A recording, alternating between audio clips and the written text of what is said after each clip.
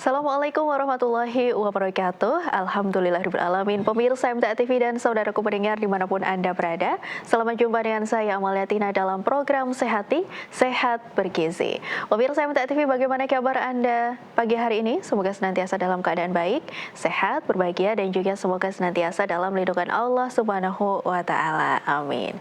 Nah, pemirsa MTA TV dan juga saudaraku pendengar, di pekan lalu kita sudah bahas terkait gizi dan juga cuaca ekstrim. Nah, hari ini dalam program Sehati kita akan kembali bahas dalam gizi dan juga cuaca ekstrim part 2 gitu ya. Kita tentunya akan bahas lebih lengkap lagi terkait bagaimana kita bisa menanggulangi cuaca ekstrim dengan kita mengkonsumsi berbagai makanan dan juga minuman yang bergizi untuk meningkatkan daya tahan tubuh kita menghadapi cuaca ekstrim. Pastinya di studio MTA TV sudah hadir narasumber kita, ada Mbak Aulia Idris. Kita sapa dulu. Assalamualaikum warahmatullahi wabarakatuh, Mbak Aulia. Waalaikumsalam warahmatullahi wabarakatuh. Masya Allah, gimana kabarnya Mbak Aulia? Alhamdulillah sehat, semangat. Alhamdulillah sehat semangat gitu ya. Masih dengan tema gizi dan cuaca ekstrim ya Mbak Aulia ya. Kita lanjutkan berarti untuk pembahasan di pekan yang lalu ya Mbak Aulia ya. Kemudian kan sudah dibahas beberapa fenomena cuaca gitu, dan mungkin hari ini bisa kembali diulang gitu Mbak Aulia ya. Iya. Dan pemirsa dan juga pendengar, tentunya kami mengundang Anda untuk bergabung. Anda bisa bergabung di line telepon di nomor 02716793.000, atau Anda juga bisa mengirim pertanyaan di SMS, chat WA dan juga WA call di nomor 08112553.000. Silahkan Mbak Aulia untuk menyampaikan dan juga pasti mengulas nih materi yang kemarin gitu. Iya, Bapak Ibu semua yang sedang menikmati tayangan ini, Assalamualaikum warahmatullahi wabarakatuh. Semoga pagi ini semuanya dalam keadaan sehat, bahagia, dan walaupun mungkin cuaca agak kurang bersahabat sehingga mungkin banyak yang harus sakit, insya Allah segera diberikan kesembuhan dan tetap semangat. Nah, bagian tugas kita adalah berikhtiar untuk mencapai tingkat kesehatan yang optimal. Nah, di sini kita akan mencoba menggali dari sisi gizinya apa yang bisa kita lakukan terkait keadaan saat ini, sehingga kita bisa melakukan upaya preventif juga kuratif terkait kondisi yang memang boleh dikatakan cuacanya cukup ekstrim ya. Nah, untuk saat ini kemarin kita sudah sempat bahas ya Bapak Ibu tentang perbedaan cuaca yang cukup tinggi antara siang dan malam hari. Cuaca terik di siang hari, kemudian cuaca malam hari yang sangat dingin, ini ternyata tidak bisa diantisipasi oleh tubuh seseorang sebagian besar. Akibat yang terjadi adalah ketika fluktuasi udara sangat tinggi, siang panas, malam dingin, ini banyak yang terjangkit influenza ya. Betul. Nah, karena apa? Karena memang kebetulan imunitas atau ketahanan tubuhnya sudah mulai drop, mulai turun. Karena itu kita mengupayakan mencoba mengatasinya dari sisi gizinya. Apa yang bisa kita lakukan dengan kondisi ini supaya tubuh kita kalaupun sedang sakit bisa cepat sembuh, kalau memang sehat insya Allah kita tetap bisa bertahan dan tidak mudah menjadi sakit. Nah, Bapak Ibu, seperti yang tadi telah kita pelajari bersama bahwa yang namanya cuaca saat ini cukup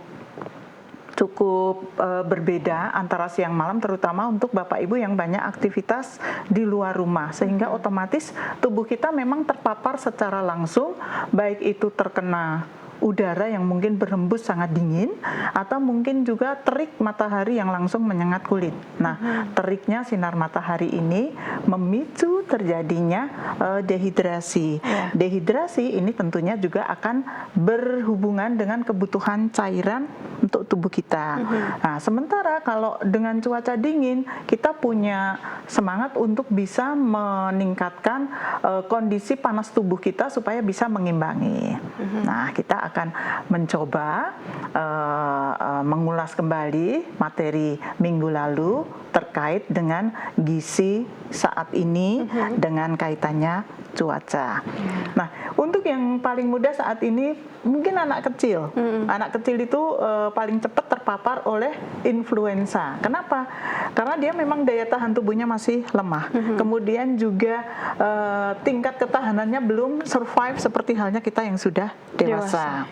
Nah, yang dewasa apakah juga akan kuat? Diupayakan demikian karena secara umur kita sudah lebih banyak. Kemudian secara tubuh tingkat kekebalannya juga menjadi lebih kuat karena di dalam tubuh itu sendiri sudah terbentuk imunitas secara alami. Ketika kita sekali sakit, otomatis di dalam tubuh kita sudah membentuk antibodi terkait yang sudah mulai lemah. Bibit penyakit yang sudah lemah di dalam tubuh kita itu membentuk antibodi sehingga dia menjadi sistem pertahanan tubuh yang membuat kita menjadi lebih tahan, lebih imun terhadap serangan penyakit dari luar. Nah, sekarang kita kembali kemarin ketika cuaca dingin, panas terik dan sebagainya, coba menghidrasi atau mencukupi kebutuhan cairan dengan cukup ya. Banyak minum air putih, kemudian juga mungkin minum kadang-kadang dengan bahasa dagangnya adalah minum air isotonik begitu ya. Sehingga ketika suhu tubuh kita mulai meningkat, mungkin terpapar sinar matahari dan lain sebagainya, yang terjadi adalah haus. Iya, betul. Nah, haus itu adalah satu kondisi sinyal bahwa di dalam tubuh kita balance cairan itu sudah mulai berkurang. Dan itu mulai diberikan apa? Diberikan adanya cairan. Kalau ada rasa haus, usahakan minum. Ya, jangan ditunda lagi. Kadang kita suka menunda nanti deh, seteguk, gitu ya. 2 teguk. Ingat, sehari kita untuk dewasa begini normal 8 gelas. Ya, itu kita ambil dari 200 ya, 1 cup air putih itu sebanyak 8 kali. Itu bisa dimulai dari bangun tidur, setiap setelah makan, kemudian mulai aktivitas agak siang berapa kali sampai maghrib, dan usahakan minum air ini jauh ketika kita menjelang tidur. Karena kalau kita mau tidur justru minum, nanti akibatnya kita bisa terganggu karena kita harus banyak buang air kecil. Ya. Jadi tidurnya nggak nyenyak ya, Mbak Aulia. Iya, itu jadi satu sisi kebutuhan cairan. Kalau memang masih siang banyak minum nggak apa-apa, kan tinggal ke kamar mandi, begitu ya, jangan ditunda. Jadi kecukupan air minum per hari sekitar 8 gelas ini coba kita penuhi. Ya, jadi kalau misalnya kita lihat 1 cangkir ini berapa? Ini agak lebih banyak dari 200 mili ya, ini mungkin 300 mili. Nah, ini kita hitung aja, kita kalikan berapa kali. Sebaiknya air dingin atau air panas, hangat-hangat saja karena tubuh kita suhunya ada di kisaran 36 sampai 38 mungkin ya, di bawahnya itu. Jadi anget-anget suam-suam ya, bukan panas mendidih, bukan juga terlalu dingin beku ya. Suhu ruang aja. Kenapa? Kalau terlalu tinggi perbedaannya ibarat kaca, kemudian dia itu habis kena ini air panas, kemudian kita masukin es batu, kadang-kadang retak kan. Nah, itu tubuh kita juga kita kita umpamakan demikian. Jadi tidak langsung tiba-tiba menggantikan, wah ini dingin saya harus minum air es banyak-banyak. Oke, dia mungkin akan turun cepat ya, karena suhu tubuh kita akan segera mengimbangi yang ada di luar. Jadi tubuh kita dalam kondisi netral, kemudian tiba-tiba dimasukin air dingin atau air es, maka dia akan butuh waktu untuk menyeimbangkan dengan kondisi cuaca sekitar ya. Cuaca sekitar kita ada di berapa? Ya, saat ini kalau bukan di pegunungan mungkin di 22, siang hari itu kadang bisa sampai 30, 32, 35 gitu ya. 35 betul. Pada kondisi yang panas banget itu pernah di atas 40. Nah, ini apalagi yang mungkin sedang menunaikan ibadah haji atau ibadah umroh ya. Nah, ini panas lagi di kebutuhan sana cairnya ini juga harus dicukupi. Kenapa? Itu untuk menjaga cairan tubuh itu menjaga ini Mbak, mengendalikan suhu tubuh. Jadi kalau kita tidak mengimbangi dengan cairan, maka suhu tubuh ini akan sulit terkendali. Akhirnya apa terasanya? Gerah, panas. Ya. Haus nanti makanya gitu kalau ya, minum Pak, ya? haus. Nanti kalau udah haus, biasanya kita minum apa yang terjadi? Keringetan. Nah, keringetan itu adalah salah satu upaya tubuh kita didinginkan dengan cairan di permukaan kulit kita melalui pori-pori. Makanya kalau sudah keringetan itu kan jadi adem. Iya. Nah, itu sebetulnya salah satu upaya tubuh kita didinginkan dengan adanya cairan tadi. Kemudian bagaimana? Keringat tidak hanya berdiri sendiri, kita bahas kemarin keringat itu ada mineral, ada garamnya dan lain sebagainya. Makanya kalau bisa ketika cuaca panas, kita juga minumnya mungkin sejenis air isotonik atau orang yang kenal dengan mudah itu kayak elektrolit lah. Di sana itu ada komposisi gula, mungkin biasanya 1 sendok makan gula pasir ditambah dengan seujung sendok teh garam. Itu kalau pada kasus sedang menderita diare atau kita menderita dehidrasi berat, gitu ya. Tapi apakah harus minum ini? Ya tidak perlu, kita cukup dengan air putih bisa aja gitu ya. Tapi kalau isotonik kemasan gitu Mbak Ulia, kadang kan ada tuh yang manisnya tuh gulanya Lebih ya? tinggi sekali. Nah ini gimana nih Mbak Ulia? Apakah kita harus pilih yang manisnya gulanya seberapa atau gimana? Ya, kita sebaiknya semakin seminimal mungkin mengkonsumsi manis. Apakah itu manis alami dari gula ataukah itu pemanisnya justru adalah dari pemanis buatan. Karena ada pada kondisi tertentu orang itu tidak boleh kena makanan-makanan yang terbuat dari pemanis buatan. Iya, gitu. Jadi harus pinter-pinter milih gitu ya Mbak Ulia ya. Produknya harus benar-benar dibaca nih komposisinya gitu, berapa persen, berapa gulanya, berapa gram gitu betul. Ya Mbak Ulia ya. Nah, ini Mbak Amalia. Nah, kita tadi sudah ke kebutuhan cairan ya. Jadi ibu-ibu udah tahu sehari pokoknya dibagi berapa gelas, kalau paling gampang 8 gelas. Di sana termasuk air sop, kuah. Termasuk juga di situ ya Mbak Ulia. Cairan rumah tangga, kuah sop, kuah es buah, kuahnya soto, bakso rawon. Ya, itu masuk dari cairan 8 gelas yang tadi kita minum. Apalagi kita khusus ada yang aku mau minumnya es jumbo. Iya, ada loh Mbak Ulia yang dia tuh nggak mau minum air putih. Minum air putih tuh nggak suka. Iya, harus berasa. Dan atau enggak harus dingin gitu. Ada yang kayak gitu Mbak Ulia? Kalau dingin mungkin lebih selamat ya daripada yang harus berasa. Kalau berasa itu pasti gula. Dan ingat Bapak Ibu, pada kondisi dingin kita membutuhkan pemanis lebih banyak daripada makanan yang suhunya lebih tinggi. Jadi kalau misalnya kita butuh es dengan teh yang anget, teh anget cukup 1 sendok, tapi kalau dingin pasti lebih dari 2. Oh, es teh berarti gulanya lebih dari 2 sendok. Iya, harus hati-hati nih ya. Pada suhu dingin itu indera pencecap kita juga menjadi kurang peka. Nah, ini otomatis tidak sadar menambah gulanya, tambah-tambah. Kok kurang manis gitu. Nah, ingat pokoknya kalau sehari tidak boleh lebih dari ini. Kita ingat 1 gram gula pasir itu menghasilkan 4 kalori. Padahal dalam 1 sendok makan gula pasir itu ada di kisaran 10 gram sampai 15 gram. Kali 4. Berarti kan 60 kalori 1 sendok makan. Ibu es tehnya berapa sendok makan? Waduh, ingat sehari tidak boleh lebih dari 5 sendok makan gula pasir. Baik itu dari dalam cake, dari dalam kolak, dari dalam es teh, dari kopi, dari menu yang mungkin manis ya Mbak ya. Jangan loncong, sayur bening bayam itu kadang suka manis kan. Nah, itu ingat gulanya tetap harus dihitung. 1 orang tidak lebih dari 5 sendok gula. Ini untuk yang DM hitungannya beda lagi, udah nggak boleh ya. Pasti lebih sedikit lagi nih. Saya hitung standar normal gitu ya. Jadi kalau normal aja bolehnya hanya segitu, apalagi yang sakit kita lebih baik menghindari. Itu tadi dari air ya Mbak ya. Nah, menu apa saja sebetulnya yang bisa kita sajikan supaya kita bisa lebih tahan? Nah, kita bisa lihat dari slide yang di sini. Kita manfaatkan dari bahan pangan yang ada. Ya, kalau misalnya paling mudah kita mau bikin menu yang menggunakan aneka polo pendem. Misalnya ya, kita di sana polo pendem itu beet ya. Beet itu bentuknya seperti bola, warnanya ungu, agak basah ya. Bukan ubi ungu tapi ya. ubi ungu warnanya butek ya. Kalau bit ini warnanya bening. Nah, nanti ketika diolah dia persis buah naga warna ungu. Itu bit, rasanya manis. Bit ini juga untuk bikin bahan baku gula. Nah, bisa juga. makanan ini sebetulnya juga tak hanya berguna untuk kondisi cuaca ini akan sangat berguna untuk kinerja organ pernapasan karena pada kondisi cuaca ekstrim ini banyak mengalami gangguan pernapasan. Betul. Kita gunakan nomor 1 bit. Yang kedua kita bisa pakai paprika. Paprika itu seperti cabai tapi gede.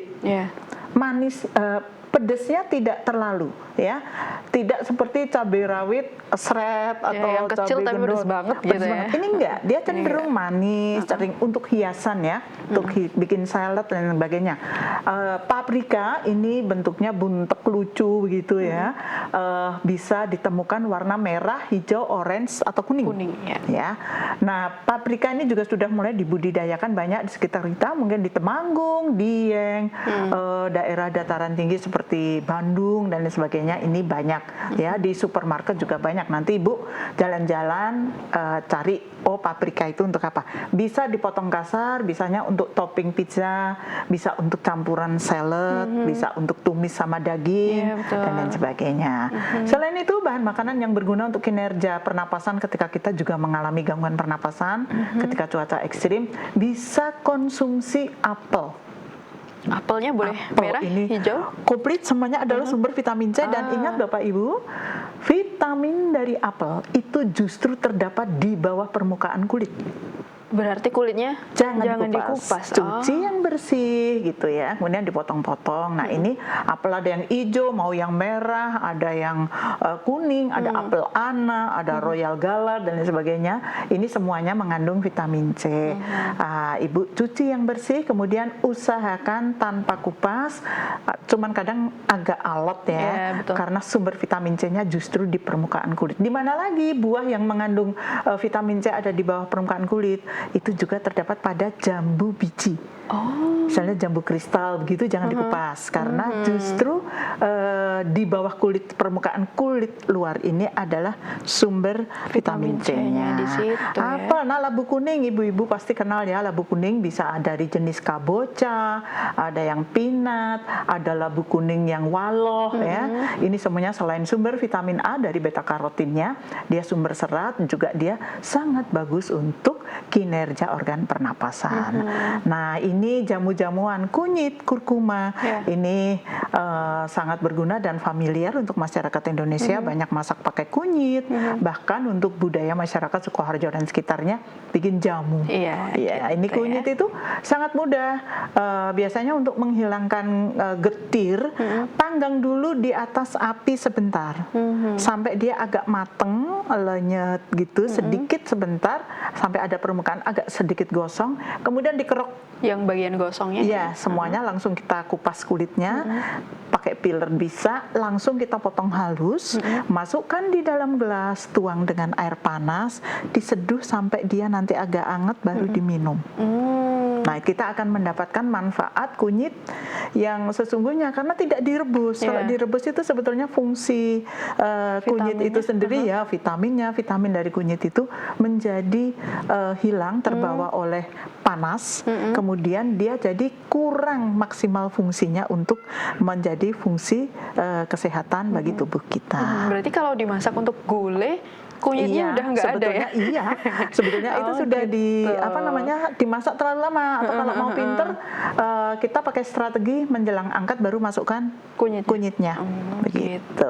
Bisa ya. Kalau kunyitnya kunyit bubuk Mbak Uli ya? Kunyit bubuk itu adalah produk pengolahan dengan artificial drying. Dia diolah dengan panas, ya. Mungkin dia disentrifuge dengan semacam tabung, ya. Ada juga yang kunyit itu dikeringkan secara sun drying, sinar matahari. Dijemur. Terkena panas berarti dia juga teroksidasi.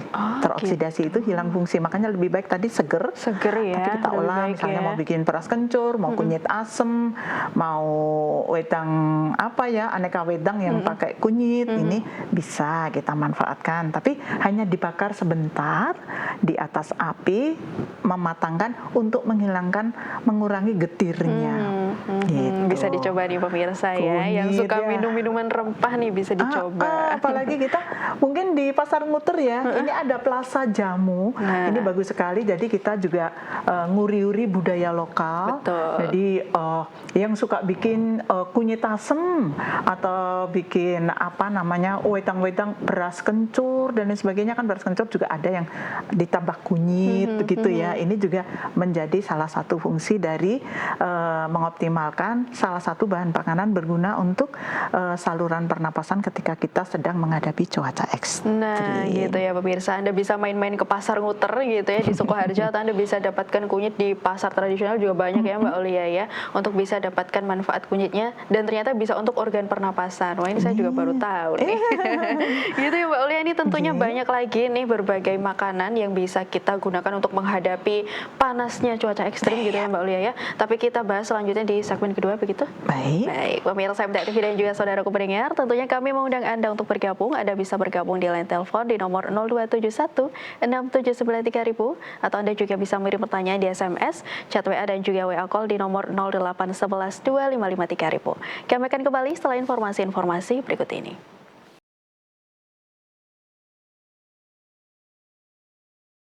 Ya, pemirsa MTA TV dan juga saudaraku pendengar, kembali lagi dalam program Sehati, Sehat Bergizi, masih dengan tema gizi dan cuaca ekstrim bagian 2. Tentunya kembali kami mengundang Anda untuk bergabung. Anda bisa bergabung di line telepon di nomor 02716793.000, atau Anda juga bisa mengirim pertanyaan di SMS, chat WA dan juga WA call di nomor 08112553.000. Kita pastinya masih bersama dengan Mbak Aulia Idris ya. Tadi kita sudah bahas ya Mbak Aulia tentang bagaimana makanan-makanan yang bisa kita gunakan untuk kita bisa menghadapi cuaca ekstrim gitu. Makanan-makanan untuk menjaga organ pernapasan, makanan untuk kita bisa terus terhidrasi juga sudah dibahas gitu.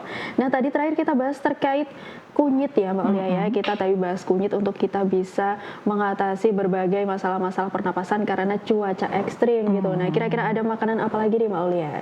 Ya, biasanya kalau kita di antara kita sudah mulai kenal dengan adanya teh hijau atau matcha ya, kita bisa banyak konsumsi itu. Kemudian juga teh hijau itu apa toh? Teh yang tidak melalui fermentasi lebih lanjut. Kan ada teh hitam, ada teh putih, ada teh hijau. Nah, ini kita bisa manfaatkan teh hijau, itu juga sangat bagus untuk kondisi mereka yang sedang mengalami gangguan pernafasan. Nah, selain itu juga ada tomat. Nah, tomat ini juga banyak terdapat di sekeliling kita, mudah dibudidayakan, bisa dalam tanaman buah dalam pot, pekarangan ya. Selain itu juga kita bisa manfaatkan tomat untuk sop tomat, untuk bikin aneka snack ataupun kue dessert dari tomat. Kemudian kita juga manfaatkan tomat itu bisa untuk campuran bahan pangan sebagai sumber vitamin C atau juga sebagai antioksidan dan meningkatkan kinerja untuk organ pernafasan. Selain itu kita juga kenal adanya kubis merah ya. Kubis merah itu biasanya kubisnya agak warnanya kayak ungu begitu ya. Itu banyak mengandung antioksidan juga. Kemudian lobak ya, radish. Nah, itu kalau kita biasa konsumsi soto Bandung itu biasanya ada penambahan lobak di dalam kuahnya. Selain itu ini masih termasuk empon-empon tadi, kita juga banyak manfaatkan jahe. Baik untuk minuman yang segar, lebih saya anjurkan konsumsi segar, panggang dulu sebentar, kemudian seperti kunyit, panggang sebentar, buang kulitnya, baru digeprek atau diiris tipis-tipis. Nah, ini baru diolah. Ini juga jahe ini biasanya ada yang gede-gede, jahe gajah, ada jahe kecil, emprit, itu biasanya pedas. Ya, semua ini bisa adalah digunakan jenis. berarti. Iya, nanti diolah, dikombinasikan bahan tadi yang akan sangat berguna untuk kinerja pernapasan. Gitu ya pemirsa, tadi dicatat gitu ya beberapa bahan-bahan makanan yang bisa kita gunakan gitu ya untuk kita bisa menghadapi panasnya cuaca ekstrim ini ya. Nah, ini ada pertanyaan nih Mbak Aulia, sudah masuk nih ya. Saya bacakan dulu. Ini ada pertanyaan yang kemarin juga Mbak Aulia mau dijawab. Ya, dari Tulung Agung. Assalamualaikum. Tanya, makan buah pisang tiap hari berapa biji bolehnya gitu. Ibu seneng banget. Nah, pisangnya pisang apa dulu? Ada pisang emas yang kecil-kecil, ada yang pisang tanduk yang gede banget, ada pisang raja, ada pisang Ambon. Nah, coba dihitung dari gramnya, Bu. Gram. Biasakan kita punya timbangan di rumah. Nah, di gram itu kita ukur dari satu buah pisang Ambon yang gede ya, itu beratnya antara 150 gram, 100 sampai 150 gram. Biasanya dia juga akan menghasilkan kalori yang sangat tinggi. Nah, jenis buah pisang ini biasanya tidak dianjurkan untuk para penderita diabetes. Karena gulanya sangat tinggi ya, apalagi mateng weight seperti pisang raja itu tidak dianjurkan. Paling biasanya boleh yang untuk diabetes, boleh pisang kepok itu pun dikukus. Nah, kalau ibu seneng banget pisang dan tidak ada masalah apa-apa dengan sakit, boleh sekali makan pisang Ambon begitu ya. Misalnya sarapan, pisang Ambon 1 dengan susu 1 gelas itu sudah sangat cukup. Atau mungkin pisang dipotong-potong setengah buah, kemudian ditambah telur rebus mungkin 2, tambah susu 1 gelas atau jus jeruk, bisa, ini sangat berguna. Tapi kalau memang udah pisang aja tapi ya jangan sak lirang Bu. Selirang satu hari ya. Ya, ini kita bisa kita manfaatkan pisang, misalnya kita potek misalnya ya, berapa kali makan itu sudah cukup. Misalnya orang lagi lari, itu energi pengganti gula yang hilang ketika lari itu cepat diganti dengan biasanya pisang ya. Sarapannya apa ibu-ibu, misalnya mau berangkat ngaji cepet-cepet siapkan dulu pisang, masukin di tas ya. Ini juga lebih sehat, lebih mudah, anti basi gitu. Yang penting matangnya pas. Kemudian ini ya 1 sampai 2 pisang per hari ini sudah cukup ya Bu ya, gitu ya. Atau kadang dibikin jus pisang Ambon 1, tambahkan susu segar tanpa penambahan gula karena pisang ini sudah manis. Sekarang sudah mulai banyak orang menyukai pisang untuk campuran dessert, untuk bikin cake, untuk isian, untuk filling, untuk smoothies, itu kita sajikan juga dari pisang. Ingat, pisang itu sangat tinggi kalori, jadi batasi penggunaannya secara bijaksana. Ya gitu ya, 1 sampai 2 buah aja cukup gitu ya. Semoga tentunya bisa menjawab gitu. Nah, ini ada lagi nih dari Laila di Sukoharjo, Mbak Lia. Mbak Laila. Assalamualaikum Mbak Lia. Waalaikumsalam warahmatullahi wabarakatuh. Saat kondisi cuaca dingin, saya sering merasa sesak napas tanpa hidung tersumbat. Tapi saat menggunakan AC tidak sesak napas. Apakah kondisi demikian saya harus cek ke dokter karena itu sering terjadi gitu Mbak Lia. Begitu ya Mbak Laili. Oh iya Mbak Laili, semoga diberikan kesehatan. Waduh, bisa saya bayangkan ketika sekarang cuaca lagi dingin ini, berarti Mbak Laili sering mengalami gangguan ini ya. Mbak Laili, kalau vaskes di sekitar rumah dekat, boleh saya sarankan untuk segera menghubungi dokter ya. Beliau akan lebih tahu dengan memeriksa secara langsung apakah perlu ada periksa lanjutan, ada laboratorium medis untuk menunjang atau menegakkan diagnosa, atau memastikan Mbak Laili baik-baik saja. Ini nanti dokter akan lebih kompeten menjawab pertanyaan Mbak Laili. Tapi kalau pada kondisi dingin kemudian merasakan seperti cuaca dingin itu, saya takutnya memang ada tipisnya tingkat oksigen di dalam udara, tingkat kerapatan udara itu berpengaruh pada kadar oksigen yang ada di sana sehingga Mbak merasa sesek. Tapi padahal kalau ruangan dingin AC, Mbak Laili tidak merasakan apa-apa. Nah, ini secara alami, apakah tingkat kerapatan udara ini juga mengandung oksigen yang cukup? Apakah Mbak Laili tinggal di sekitar kawasan pabrik, ataukah Mbak Laili juga tinggal di kawasan yang banyak menghasilkan oksigen? Nah, ini nanti bisa ditelaah lebih lanjut. Mbak Laili sering mengalami kejadian ini, jangan tunda lagi, sampaikan keluhannya kepada dokter, konsultasikan, insya Allah mendapatkan solusi terbaik. Sehat selalu Mbak Laili. Iya, semoga bisa menjawab gitu ya pertanyaan dari Mbak Laili di Sukoharjo gitu. Ini ada lagi dari Umi di Boyolali, Mbak Alia. Assalamualaikum. Waalaikumsalam warahmatullahi ada 3 nih pertanyaan Mbak Alia. Nomor 1, mohon solusi untuk bibir pecah-pecah. Nomor Mbak 2, Umi ya, sama kok saya juga. Nomor 2, apakah larutan air, gula, garam, jeruk nipis bisa sebagai pengganti isotonik? Terus nomor 3, apakah bit boleh dikukus? Apakah harus di blender? Iya, bagus Mbak Umi. Mbak Umi yang ada di Boyolali. Terima kasih pertanyaannya. Pertama, masalah bibir pecah-pecah. Bibir pecah-pecah berarti kita terjadi kondisi udara yang ada di sekitar kita itu sangat kering. Sementara permukaan kulit kita yang tipis itu salah satunya adalah bibir. Jadi Mbak Umi bisa menggunakan pelembab bibir, kemudian vitamin bibir, diantaranya itu seperti lip balm ya, itu yang dioleskan apakah itu ketika sedang tidur, akan tidur, kemudian juga banyak konsumsi bahan makanan tinggi vitamin C, itu salah satunya juga adalah untuk kesehatan kulit kita, kemudian juga untuk pertumbuhan dari sel-sel tubuh yang rusak.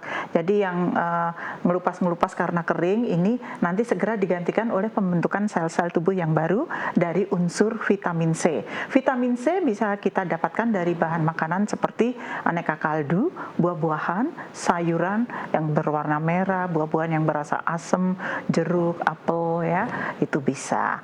Nah, ini bisa ditingkatkan konsumsi buah-buahan, cairannya juga dihidrasi dengan cukup supaya kita tidak terjadi kekeringan di permukaan bibir. Tadi pakai perawatan. Kemudian yang kedua, Mbak, tadi masalah cairan isotonik, ada garam, ada gula, kemudian ditambahkan air jeruk atau air lemon. Ini bisa digunakan untuk sebagai pengganti cairan isotonik sehingga seseorang itu merasa menjadi tercukupi. Itu malah alami ya, daripada kita yang beli-beli itu sudah mahal. Betul, sudah mahal. Isinya juga nggak tahu nih gula atau apa ya. Kadang-kadang manis banget kan ya. Betul, itu tadi isotonik kita bisa ukur misalnya hanya 1 sendok teh, atau isotonik yang betul-betul alami itu air kelapa. Bisa. Air kelapa muda gitu ya.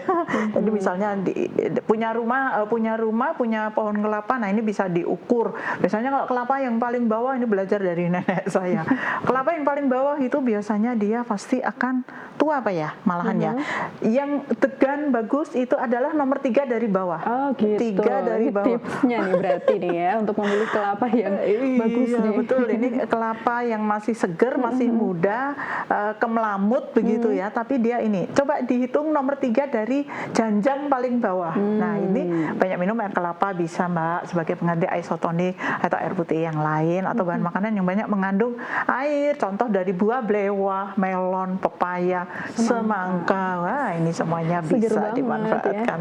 Itu ya, Mbak Umi. Satu lagi apa ya, Mbak? Satu lagi, apakah beet boleh dikukus atau bisa di blender? Bibit itu kan makanannya mentah ya, jadi lebih dianjurkan kita bisa, kalau kukus itu artinya bahan makanan itu kontak dengan air secara langsung. Tapi kalau dikukus, karena kontak dengan air secara langsung, kemungkinan bahan makanan ini mengandung tambahan cairan dari luar ketika direbus. Tapi kalau dikukus, dia tidak bersentuhan secara langsung dengan air, maka kadar airnya tidak akan bertambah sebanyak ketika direbus. Ya, ini bisa digunakan untuk aneka tambahan salad atau di blender jadi untuk bahan baku sup ya, atau bisa kita bikin sup kacang merah. Kadang memang pada kondisi tertentu beet ini karena dia umbi ya, bau tanah. Iya betul. Rasanya pun tanah.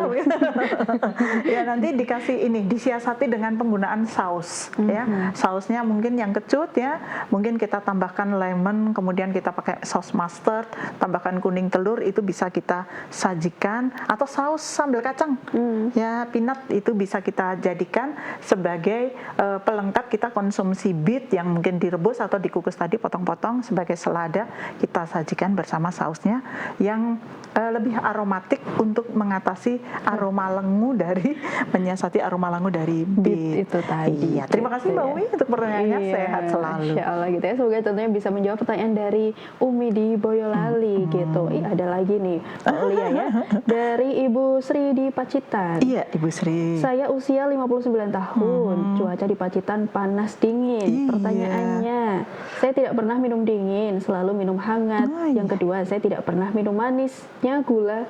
Saya tidak pernah minum manisnya gula makanan manis hanya dari buah. Oh, gulanya makanan manis hanya dari buah. Yang seperti itu bagaimana Mbak Ulia? Ya, alhamdulillah Ibu Sri di Pacitan. Sri di Pacitan, sehat sekali, sehat selalu. Dan cuaca di Pacitan bisa kita bayangkan ya, hembusan air dari samudra ditambah di sana vegetasi tanaman kan masih tinggi. Jadi sejuk, tapi senang Pacitan itu udaranya bersih banget. Begitu bersyukur untuk Ibu Sri. Tapi beliau bijaksana sekali untuk tidak konsumsi air es atau yang dingin-dingin. Selain itu beliau juga bijaksana sekali dalam penggunaan gula. Ya, gula boleh Bu, Misalnya ibu hanya menggunakan gula itu manisnya dari bahan makanan lah. Sekarang semua sayuran tuh manis loh Mbak. Kalau kita kukus ya, bunga kol, brokoli, wortel, buncis, itu kalau kita kukus jadinya manis. Jadi nggak perlu tambahan gula lagi. Tidak perlu. Jadi dalam bahan makanan itu sudah ada gula. Tapi begini, salah seorang dokter endokrinolog ya waktu itu sempat bercerita kepada saya bahwa di dalam tubuh kita tidak boleh dihilangkan gula sama sekali. Karena apa? Ada organ tubuh kita yang sebetulnya butuh gula. Apa itu? Hati. Organ hati itu butuh gula. Tapi ingat, tidak boleh berlebihan, Ibu. Jadi kalau Ibu tadi membatasi, boleh, oh sekali-kali saya kepengen kopi manis gitu ya. Atau sekali-kali loh ya Bu ya. Teh manis. Teh manis misalnya pagi, bolehlah kita pakai gula sehari hanya 1 atau 2, terus kita dessert. Ibu tadi misalnya tidak dahar dari gula, tapi Ibu misalnya ngemilnya aneka jajan pasar. Ya, yang manis-manis itu ya. Jenang, dodol, lepet dan sebagainya. Itu banyak mengandung gula juga. Apakah di sini Ibu juga sudah mengaturnya? Hati-hati, kadang-kadang kita nggak sadar onde-onde itu udah berapa onde-onde, klepon, wajik, lapis, apa itu kueku, kuetok ya. Nah ini juga akan banyak mengandung gula. Jadi Ibu semoga sudah melakukan upaya yang sangat bagus untuk menjaga kesehatannya. Semoga kondisi Ibu selalu terjaga. Tapi jangan lupa untuk check up secara berkala, karena secara usia Ibu udah 59 tadi ya. Cara berkala, kalau memang ada faktor resiko ternyata Ibu ada satu penyakit-penyakit metabolik misalnya kita tidak tahu, nanti dokter akan segera maintenance dan mentreatment Ibu dengan obat, dengan berbagai kegiatan yang mungkin bisa mengatasi keadaan Ibu. Semoga Ibu selalu sehat karena sudah selalu melakukan upaya sehat yang sangat bagus, selalu dijaga, dan salam untuk warga juga keluarga yang ada di Pacitan. Jangan lupa ikannya ya Bu. Banyak makan ikan karena kan di sana sumbernya ikan ya, ikan laut ya, banyak makan ikan. Ya, iya. Betul. Ditambahin lagi Mbak Aulia, disusulin tidak pernah ngemil Mbak Aulia katanya. Alhamdulillah sehat ini Ibu, bagus. Karena kata dokter saya cuman bilang, "Jangan ngemil Bu, jangan ngemil." Ngemil itu artinya apa? Ngemil itu artinya mengudap atau mengkonsumsi makanan di luar jam makan. Jam makan kita hanya pagi, siang, sore. Snack pagi, snack sore. Berarti ada 5 giliran makan. Di luar jam itu tidak ada kesempatan untuk bisa ngemil apapun. Jadi di sini saya nggak makan, tapi saya tadi makan kacang bawang gitu. Nah, sama aja makan sebenarnya. Betul. Oh saya nggak makan. Saya cuma ngemil. Saya cuma ngemil tadi. Saya makan wafer misalnya. Saya hanya coklat atau permen sekalipun itu ada kalorinya. Gitu ya. Jadi Ibu pinter banget bagikan tips ini untuk teman-teman yang lain. Ini Ibu sehat banget ya. Disiplin, nggak makan gula secara langsung. Kemudian juga menjaga makanan tadi ya untuk tetap dikonsumsi dengan bagus. Wah, Ibu selalu sehat ya. Ibu Siti ya? Ibu Sri. Oh, Ibu Sri di Pacitan. Oke, semoga bisa menjawab pertanyaan dari Ibu Sri di Pacitan tadi. Ngemilnya tadi jam 10 atau jam 4 sore. Jadi dibagi. Gitu.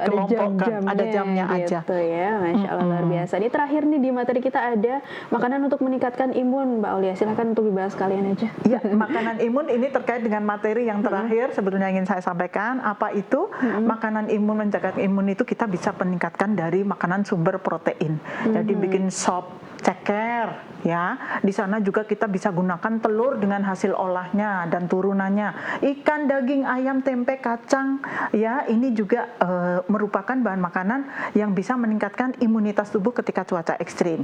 Sayur warna-warni minimal 200 gram per hari. Per mangkok kita ukur ya Bu ya. Ibu punya timbangan. Coba tadi sayur warna-warni misalnya sop itu ada kubisnya, ada brokolinya, ada wortelnya, ada bunga kolnya, gitu bisa. Kemudian buah warna-warni minimal 3 porsi per hari. Pepaya, orange, melon, kemudian ada pisang atau jeruk ya, ini bisa. Makanan minuman probiotik rendah gula. Nah, ini bisa dari hasil olah susu dan lain sebagainya, misalnya yogurt dan lain sebagainya, ini boleh. Ini adalah jenis-jenis makanan yang bisa meningkatkan imunitas tubuh. Misalnya Ibu bisa bikin aneka sop kacang merah, soto, bakso, rawon, minuman makanan yang dingin ketika musim dingin ini, insya Allah juga satu bisa meningkatkan imunitas tubuh, yang kedua bisa mengatasi untuk Bapak Ibu yang mungkin sedang harus mengalami sakit karena cuaca yang sangat ekstrim. Ya, Masya Allah gitu ya. Tambah lagi nih pengetahuan kita, selain tadi untuk makanan mengatasi dehidrasi, ada juga makanan untuk kita bisa mengatasi masalah di organ pernapasan, dan juga makanan untuk kita bisa meningkatkan imunitas tubuh. Ini bekal kita nih untuk menghadapi cuaca ekstrim saat ini gitu ya. Tentunya juga bisa diterapkan oleh pemirsa dan juga pendengar di rumah gitu ya Mbak Aulia ya. Mudah, dan pastinya juga untuk bahan-bahannya bisa ditemukan di mana saja gitu. Anda bisa mulai coba mulai hari ini gitu ya pastinya. Masya Allah Mbak Aulia, bermanfaat sekali ilmunya pastinya untuk kita bisa menghadapi cuaca ekstrim akhir-akhir ini, dan pastinya juga pemirsa dan pendengar bisa sehat selalu gitu ya Mbak Aulia ya. Masya Allah, terima kasih ilmunya hari ini Mbak Aulia. Semoga sehat selalu. Wassalamualaikum warahmatullahi wabarakatuh. Waalaikumsalam warahmatullahi wabarakatuh. Iya, pemirsa MTA TV dan juga saudaraku pendengar dimanapun Anda berada, usai sudah perjumpaan kita dalam program Sehati hari ini, tentunya terus saksikan program Sehati setiap hari Kamis pukul 10 pagi hanya di MTA TV channel terpilih. Akhirnya saya Amalia Tina mohon undur diri. Wassalamualaikum warahmatullahi wabarakatuh.